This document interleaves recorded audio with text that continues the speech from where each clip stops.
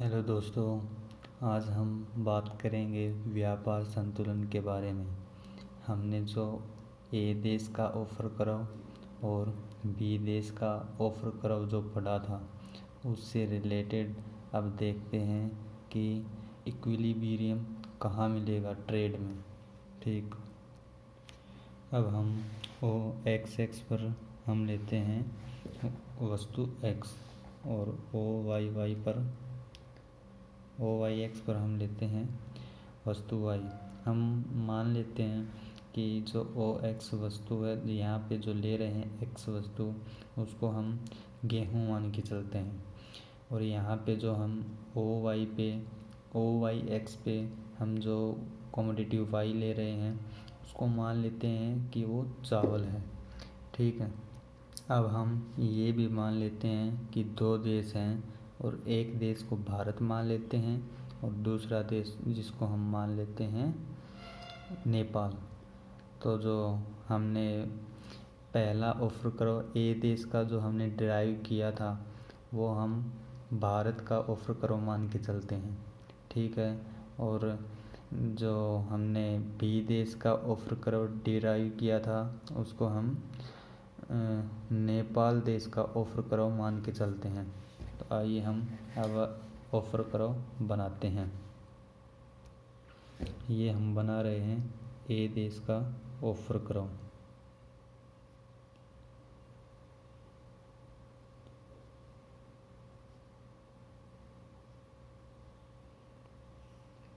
ठीक है, इसको हम नाम दे देते हैं O1। और ये हमारा, यानी कि ये जो हमने बनाया है ऑफ़र करो ए देश का, यह ए देश कौन सा है? अपना भारत देश है।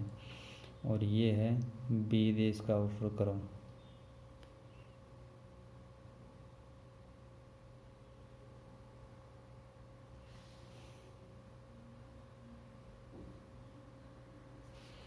ठीक है, इसको हम नाम दे देते हैं एन।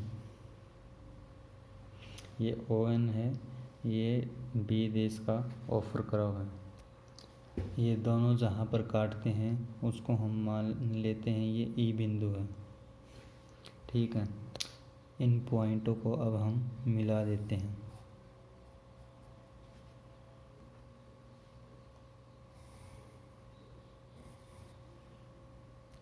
इसको नाम दे देते हैं, मान लीजिए ये है अपना ए और ये है बी।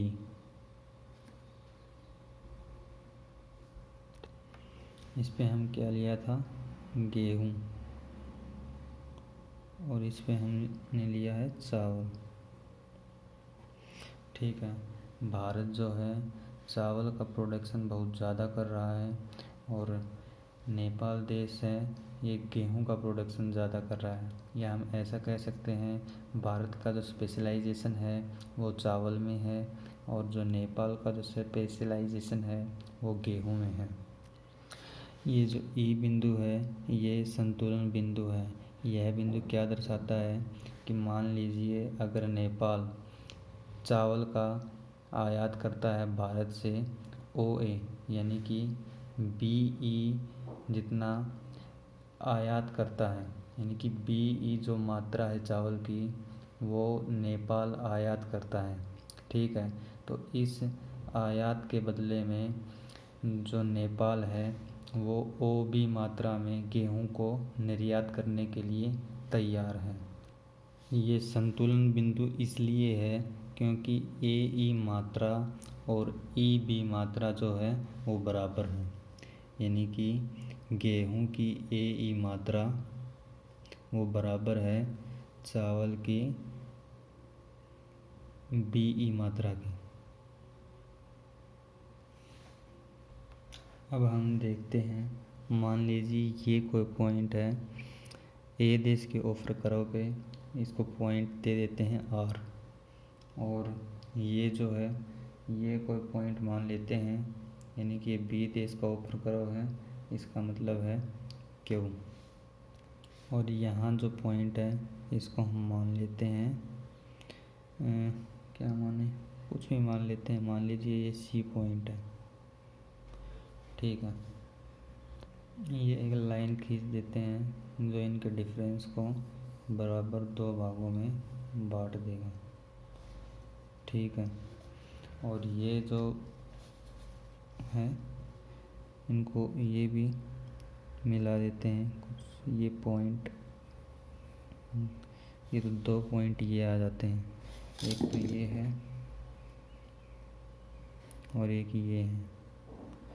इन पॉइंटों के भी नाम दे देते हैं। मान लीजिए ये M है और ये N है। इसको थोड़ा और आगे बढ़ा लेते हैं।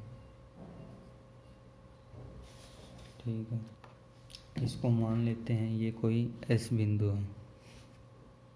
अब यह जो भारत का जो ऑफर करो है, ये क्या बताता है कि ये जो SM है, SM मात्रा में आयात करता है X कमोडिटी का, यानी कि गेहूं का आयात करता है भारत नेपाल से।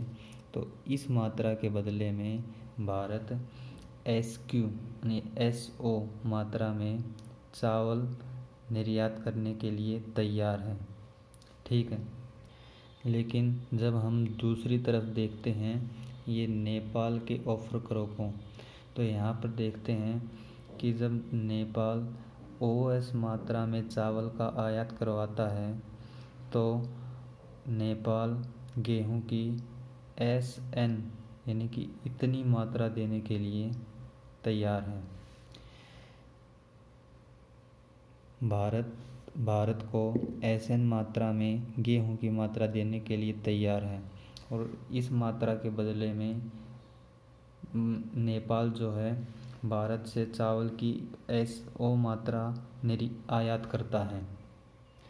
तो ऐसी स्थिति में व्यापार बढ़ेगा, क्योंकि भारत चावल दे रहा है SO कम मात्रा में, जबकि जो नेपाल जो है उसको ऑफर कर रहा है गेहूं SN मात्रा में।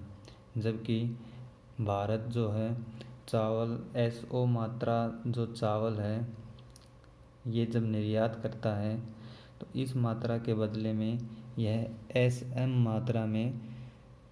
मात्रा में जो गेहूं है उसको आयात करने के लिए तैयार है, क्योंकि ये देश का जो ऑफर करो यानी कि भारत का ऑफर करो यही बताता है। लेकिन SO मात्रा जब निर्यात करता है भारत, तो नेपाल जो है उसको SN मात्रा में गेहूं निर्यात करने के लिए तैयार है।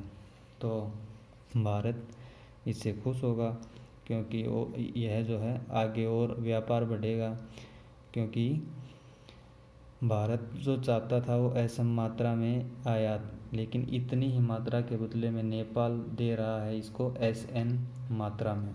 ठीक है, ये दोनों जो काट रहे हैं ये भी एक पॉइंट है, इसको हम मान लेते हैं E1। अब यह B देश का ऑफर करो क्या बताता है कि ये जो CQ मात्रा में जो चावल का आयात कर रहा है भारत से चावल का, ठीक है, तो इतनी मात्रा आयात करने के बदले में नेपाल गेहूं की OC मात्रा देने के लिए तैयार है। ठीक है, जबकि OC मात्रा में गेहूं नेपाल भारत को भेजता है, तो इतनी मात्रा के बदले में भारत चावल की RC मात्रा में निर्यात करने के लिए तैयार है। ठीक है, तो इसमें ये जो नेपाल है इसने सोचा था कि CQ मात्रा में देगा। ठीक है, लेकिन उसका भारत का ऑफर करो क्या बता रहा है कि वह इतनी मात्रा में RC मात्रा में देने के लिए तैयार है, यानी कि RC मात्रा में चावल देने के लिए तैयार है, जबकि नेपाल OC मात्रा में उसको गेहूं देगा। तो ऐसी स्थिति में यह व्यापार और बढ़ता जाएगा, ये ऐसे ये और ऊपर की ओर बढ़ता जाएगा। लेकिन एक पॉइंट ऐसा आएगा जिस पर ये दोनों बराबर हो जाएंगे, यानी कि यह भी उतनी ही मात्रा देने के लिए तैयार है, यानी कि नेपाल देश जितनी मात्रा गेहूं की देगा और तो भारत देश भी उतनी ही मात्रा में चावल उसको देगा। ठीक है। ई जो बिंदु है वह संतुलन की स्थिति है। अगर हम ए देश के ऑफर करो कि ई बिंदु से आगे की तरफ जाते हैं तो आगे का ये जो बिंदु है ये नीचे की ओर जाने लगता है, यानी कि ओ एक्स के समांतर होने लगता है। इसका मतलब क्या है? इसका मतलब ये है कि ई बिंदु के बाद भारत चावल जो है कम मात्रा में देने के लिए तैयार होता है और जो गेहूं की ज़्यादा मात्रा में आयात करना चाहता है। ठीक उसी प्रकार ये जो नेपाल का जो ऑफर कराव है इसमें ई बिंदु के बाद अगर व्यापार करते हैं तो नेपाल चाहता है कि वह गेहूं कम मात्रा में, यानी कि मान लीजिए ये जो बिंदु मान लेते हैं तो ये बिंदु कहाँ पर आएगा?